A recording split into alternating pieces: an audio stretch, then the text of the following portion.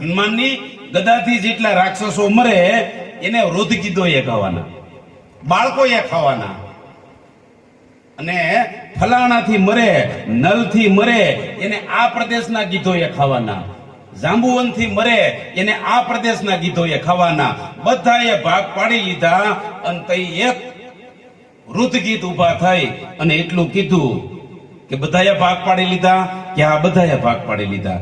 તો એક મારું કેવું માનવાનું છે કે શું કે જે કઈ જેને હોપ્યું છે, જે કઈ જેના ભાગમાં આવ્યા છે એ તમામ ગીતડાઓ તમે ખાઈ ગયો, પણ રાવણ મરે ને તો એક પણ ગીત એમાં ચાંચ બોળવા જાતા નહીં. કે કેમ?